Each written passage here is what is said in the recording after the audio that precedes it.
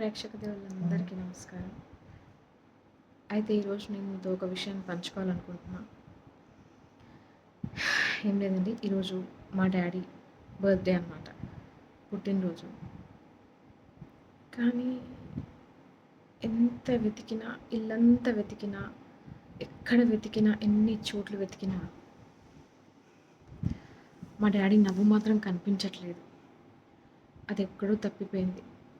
ఎటెళ్ళిపోయిందో దొరకట్లేదు. అసలు తెలియడం లేదు. అర్థం కావట్లేదు. ఎట్లా మిస్ అయిపోయినా మా డ్యాడీ నవ్వు ఎంతలో మిస్ అయిపోయినా అన్నది అర్థం కాలేదు. కానీ ఒక మాటలో చెప్పాలంటే మా డ్యాడీ ఎక్కడున్నా కూడా మనశ్శాంతిగా ఉండాలని కోరుకుంటూ ఆ దేవుళ్ళలో కలిసిపోయినందుకు బాధపడుతూ మా డ్యాడీ మా దేవుడు, నాకైతే దేవుడు మా డ్యాడీ. నాతో లేనందుకు నాకు చాలా బాధగా ఉంది. కానీ మా డ్యాడీ పంచిన జ్ఞాపకాలు, ఆ సంతోషాలతో బ్రతికేయచ్చు. Miss you daddy, miss you so much.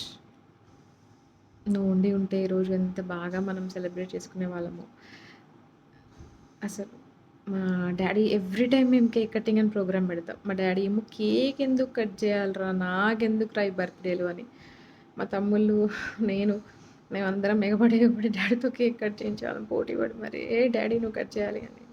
మా డాడీ సంతోషంగా కట్ చేసింది ఎప్పుడు అంటే నా పాప పుట్టిన తర్వాత.